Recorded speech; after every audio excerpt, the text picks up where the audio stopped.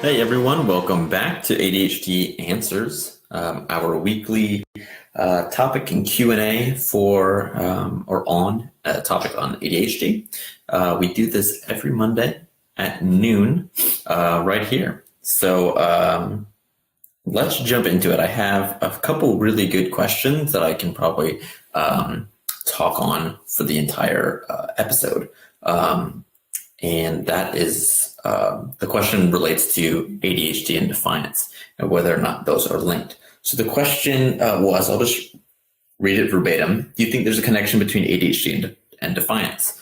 And I think the long and short of it is it kind of depends how we want to look at what defiance is, why it's coming up, its frequency, duration, and intensity. We'll go to one extreme, and I know with my experience working in community mental health, what happens a lot is kids being diagnosed at a young age with attention deficit hyperactivity disorder and oppositional defiant disorder, which is ODD. Those are ODD is a really, to me, it's a very aggressive diagnosis, especially with the child that's very young and that maybe doesn't have a history of trauma or some sort of crisis. So if they're a very, well-adjusted individual and they're given this stuff because this diagnosis because they're defiant, more often than not, there's something probably more simple going on. So in the realm of my community mental health work, working with kids in crisis, oppositional defiant disorder, I want to say 99% of the time came about because the parents weren't parenting in a way that really suited the ADHDer, and to kind of to drive that statement home. I had a conversation with Dr. Ned Hollowell years ago on the correlation between ADHD and ODD, and he said with his work in the prison population that 100% of the time, if the individual had ADHD, if the individual that was incarcerated had a diagnosis of oppositional defiant disorder or ODD, 100% of the time they had ADHD as well. And the way he explained it to me, and this was my understanding beforehand, and I just hadn't put the pieces together because I'm not as super smart as he is, was that ODD really happens when the ADHD gets out of control, when the ADHD is unmanaged, to the point where he, in that conversation he and I had, said that ODD is just unmanaged ADHD. So it's years and years and years of a child growing up not knowing how to manage their ADHD and it getting completely out of hand. And I think I already said it, but it's worth saying again that he never saw a case where someone had ODD and did not have ADHD in their history somewhere, that they had been diagnosed with it. So to answer the initial question, was or is ADHD and defiance related? In that realm, yes, but it also depends on what kind of defiance we're talking about. Are we talking about that diagnosis, or are you purely asking about the stubbornness that we as ADHDers have?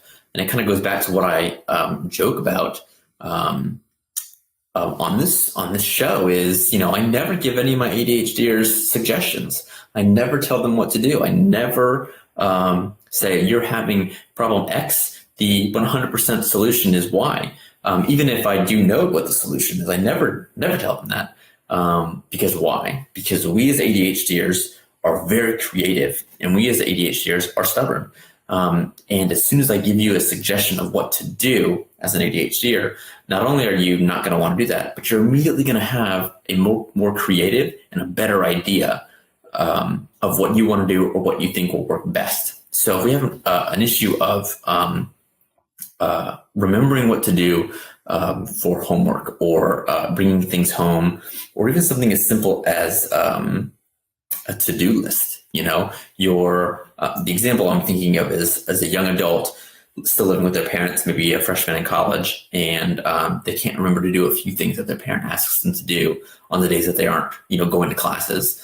And the mom always says, When I walk out the door, I tell her exactly what I need from her, and it never gets done. So that conversation would go very, very, very similar to, what do you think is going to work, to the client? And the client may say, oh, I just need to write it down. Or the client may say, I need to put it on my phone, or I need my mom to text it to me at like noon, because that's when I actually get up. I've already had my breakfast because I wake up at like 10, and I need her to text it to me and I can see it. And I may give suggestions. Like, I personally used to use Google Keep, and that's how my wife and I stayed on the same page. She, at the time, this was years ago, she worked weekends. She worked 3 12-hour shifts, Friday, Saturday, and Sunday. So I didn't see her at all Friday, Saturday, and Sunday, maybe for, 30 minutes in the morning and 30 minutes at the end of the day. And she would just, in a Google Keep, just, type in what she needed to do, and it automatically synced our 2 Google Keep documents, or whatever they are, to-do lists. And as I'm doing my work on the weekends for these businesses before they existed, I could see that these things popped up, and I was like, oh, she just remembered that she needed me to do that. I'll go ahead and do that. And it may be as simple as, I totally forgot to take out the meat from the freezer so we can have dinner, tomorrow night. Can you do that? It's like, yeah, sure, cool. So anyways, so the ADHDer is always going to have, I wouldn't say always, but more often than not, the ADHDer is going to have a more creative idea, and probably an idea that will work best for them anyways. That initial thought will be, oh, I should just do it this way. And if they've thought of the idea, then they know what's going to work best for them anyways. And yeah, they may need some tweaking, some dialing in of whatever it is that thought was, but the base of it probably will be a really, really good idea for them.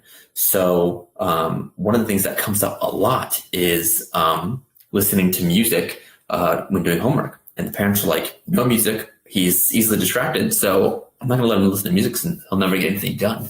And this may be something that the child brings to me is, maybe I can listen to music, which that in and of itself is a great idea.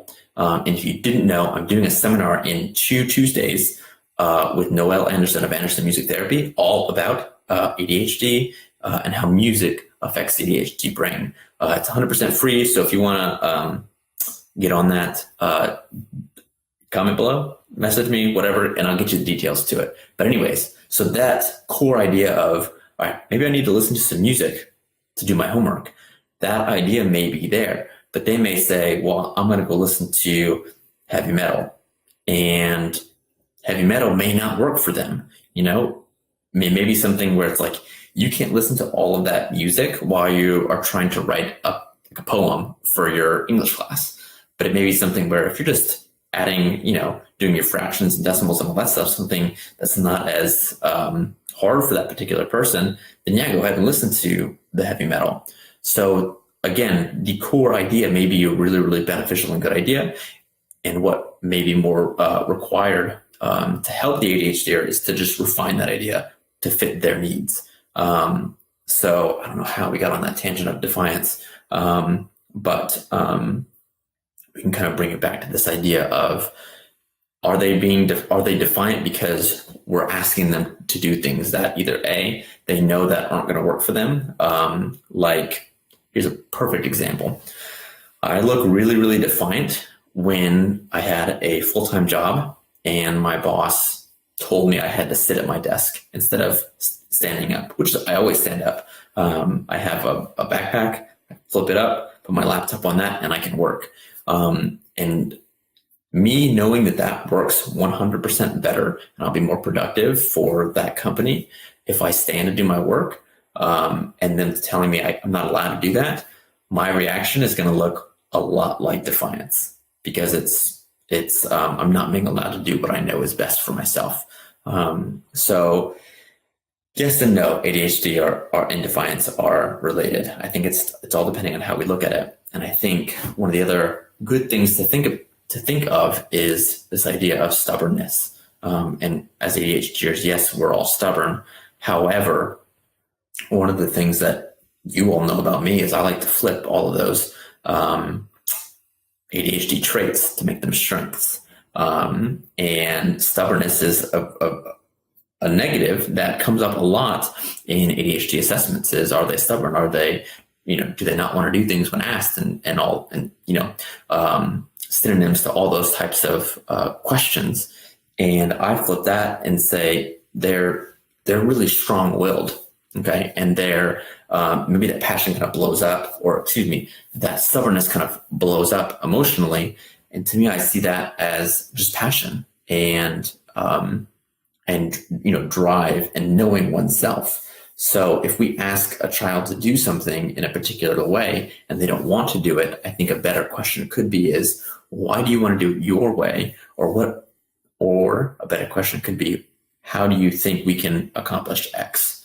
I think that helps them navigate how to do things. And it also gives them power.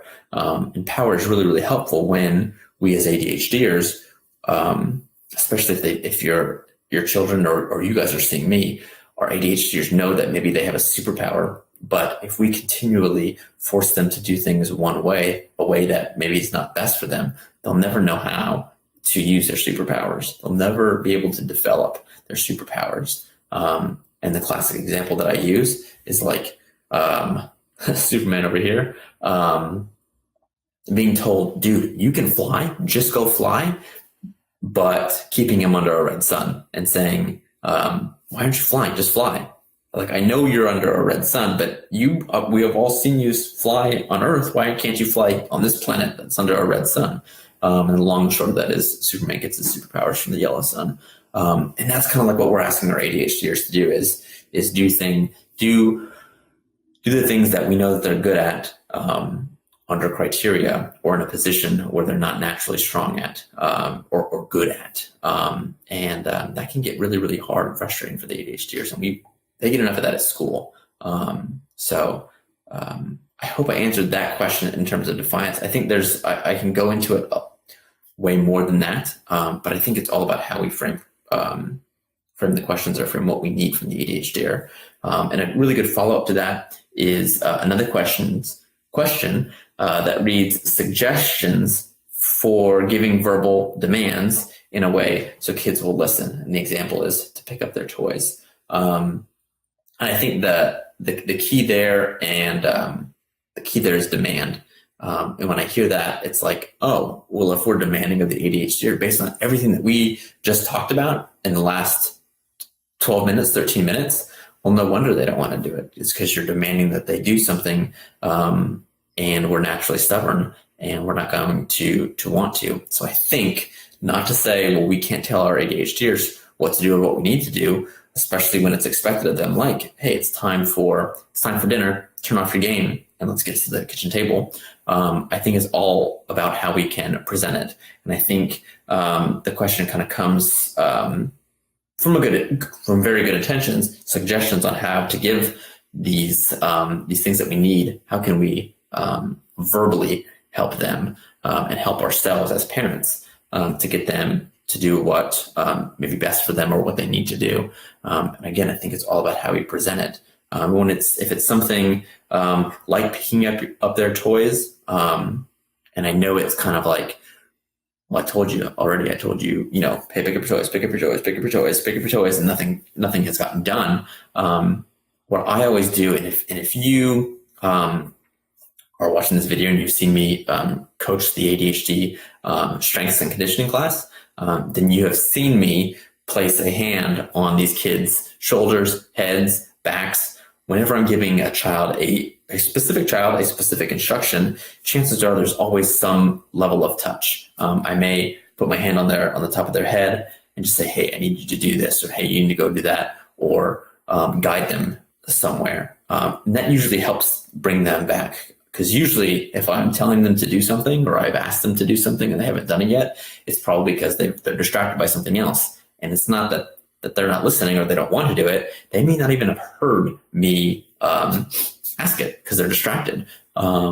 Case in point, the gym that we're in, on one side of the gym, there's huge windows. And those windows look out to a huge construction site and a train station. So like the kids are like, man, there's always something different going on out here.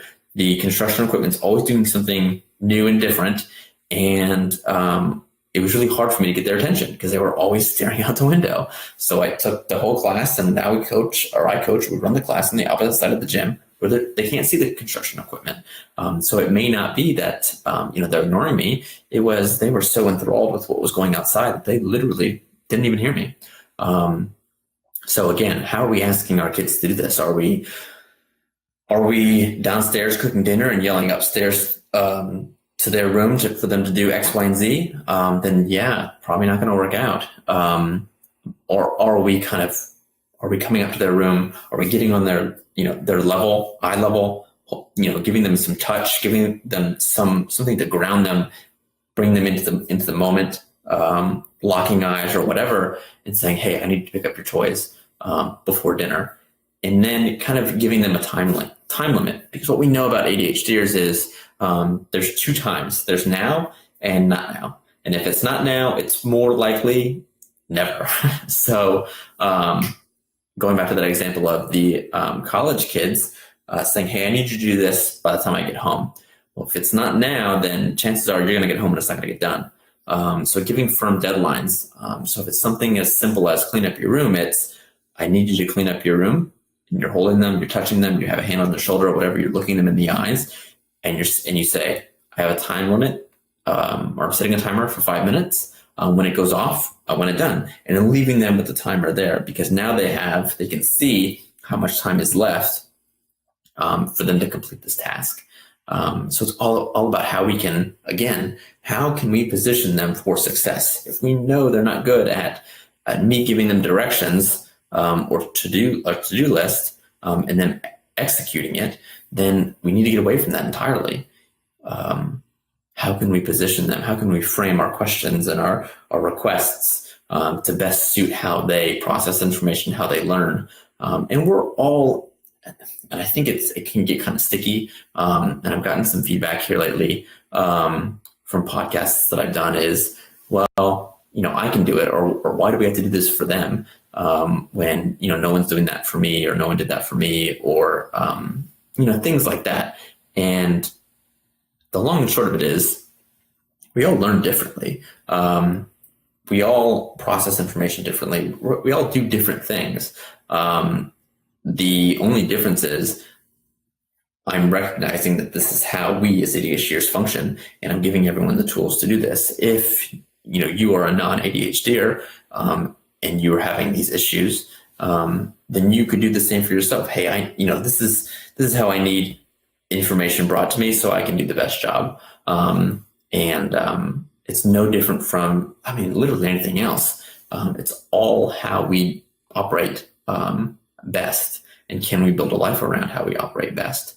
And if we can do that, either as ADHDers or non-ADHDers, then hopefully we can bring that to our children who are ADHDers or not. So yeah, I hope I answered. Let me look back and make sure I answered all these questions right, or to the fullest. Yeah. Suggestions for giving verbal demands in a way kids will listen. So, and I think, and another word I'm picking apart this question, listen in a way that kids will listen. And I think that kind of goes back to what I said. Are they even hearing you? Are you in another room and you're doing something else and you're like, "Oh yeah, I need him to do that. Hey, so-and-so, go do this for me." Listening kind of implies that they heard you. Did they hear you? And it may be a good rule to say if our eyes are not locked, they're not hearing me, which is kind of like an oxymoron. But maybe that's a good rule of thumb: is if there's not eye contact, maybe they're not really taking in that information. And then the question that this whole episode was about was ADHD and Defiance. So yeah, I think if you do have a young child that has that dual diagnosis of ODD and ADHD, not only would I try to get that diagnosis removed of ODD, especially if they're like under 18, but also rethink how we're teaching them and how we are helping them learn to operate within their ADHD. Because, as Dr. Ned Hallwell says, ODD is just unmanaged and out of control. ADHD. So we need to be doing all we can to, again, position our ADHDers to operate as their best selves. We need to teach our kids how to continually position themselves under the yellow sun, like Superman here, because then they can fly. All right, guys. No one is on right now. I think everyone's like watching these later. So noon may not be a good time for you guys, but it's a good time for me. So I'm happy to do this. I will, and I do, put this Facebook Live on every Monday at noon. I post at 7 a.m. that I'm going to do it. And if you have questions or comments to post under there, which is how we got today's episode, is a mom posted underneath that image, her 2 questions. We got them answered. If you have questions, don't hesitate to email me or message us through Facebook with your question, and I'll get to it in the next Facebook Live. Or you can just comment in the picture, or you can comment while we're doing this Facebook Live. I'll get it and I'll answer it. So that is it from me. Quick housekeeping for you parents. We are doing February 27th, which is a Tuesday, I believe. We are doing, I and